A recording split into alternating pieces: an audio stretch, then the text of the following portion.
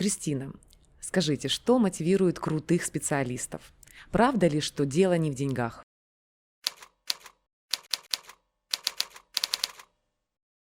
На самом деле, это уже такая общепринятая идея о том, что деньги мотивируют очень мало и очень ограниченно. Да? Как правило, это тот случай, когда у человека не закрыты базовые потребности в выживании и так далее, тогда речь о деньгах. Дальше речь идет о других вещах. Да, человек может воспринимать эти вещи через деньги, но в корне лежат другие мотивы.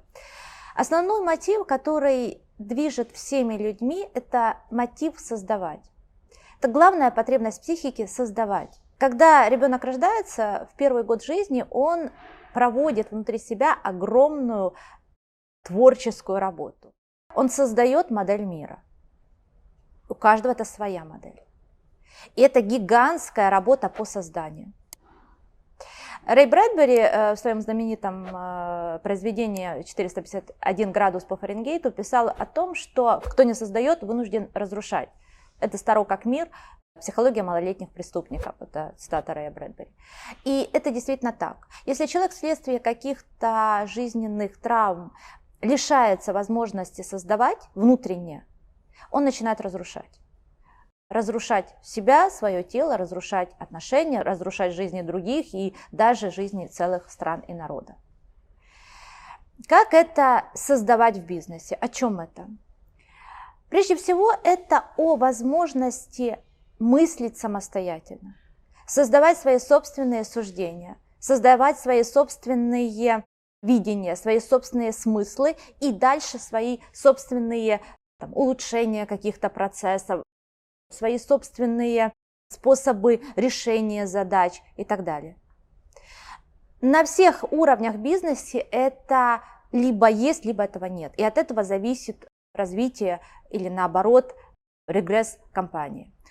На уровне топ-руководителей, это понятно, да, человек создает свою стратегию, человек создает свой способ реализации этой стратегии и так далее. Но даже на уровне так называемых линейных сотрудников мы видим в компании либо есть возможность создавать, либо нет. Какой-нибудь, сторож, Василий Иванович, он может либо делать один в один так, как в компании это делалось на протяжении 20 последних лет, либо может что-то создать свое, например, какое-то другое окошко со своей будки, в которой он наблюдает, все ли в порядке на территории компании. Да? Потому что он подумал о том, что если он будет в эту точку смотреть, он увидит больше или быстрее заметит, что кто-то там проник на территорию и так далее. Вот это есть создание другого способа решить задачу, которая стоит перед ним. Это безопасность территории завода, например. Да? И компания в современном мире должна, потому что по-другому не работает.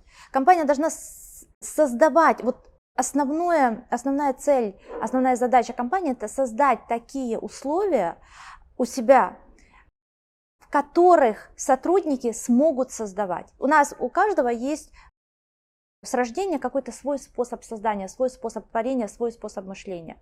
И такая мета-задача компании, да, это создать условия, чтобы человек этот способ раскрыл. Мы у себя в Европейской школе психологии, когда работаем с компаниями в психоаналитическом консалтинге, мы говорим о том, что компания должна становиться пространством для развития дела жизни каждого сотрудника. Подумайте, представьте себе, да, что если каждый сотрудник воспринимает то, чем он занимается в компании, не как работу, а как дело своей жизни. Как по-другому выстраиваются процессы, какие другие результаты получаются.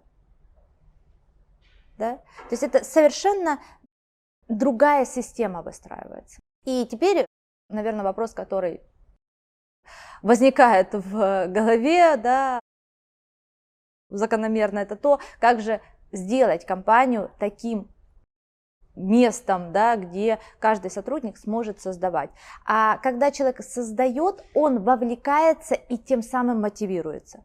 Если вы в компании сможете создать такое пространство, где люди будут творчески включаться, они будут сами мотивироваться. То есть больше не нужно выстраивать специальную мотивацию и какие-то еще там танцы с бубнами вокруг сотрудников делать.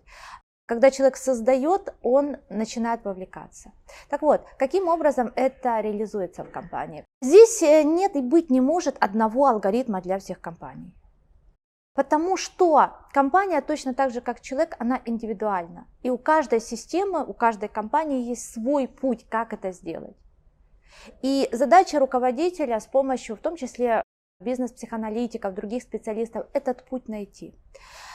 Лучше всего начинать этот процесс с работы над мышлением самого собственника или руководителя компании. Потому что те процессы, насколько собственник внутри может создавать, да, настолько он передает это в компанию. Поэтому, когда у него внутри эта способность растет, соответственно, она увеличивается в компании. Также хорошо работают групповые методы, когда проводят коуч-сессии специальные, стратегические сессии с командой, и этот скилл развивают, да, прокачивают, как сейчас модно говорить. Вот.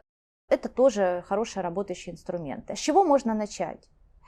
Можно начать с того, что вы просто планируете раз в месяц, например, встречи 1 на 1 с сотрудниками и слушаете их, да, что для них важно, что им нравится в работе, что их включает, какие идеи их зажигают и так далее. Когда вы просто слушаете человека, даже без психологической какой-то подготовки специальной, вы очень хорошо видите, в каких местах он включается, где действительно появляется эмоция. Да? Вы можете спросить, ну, как тебе работает, что получается, что не получается.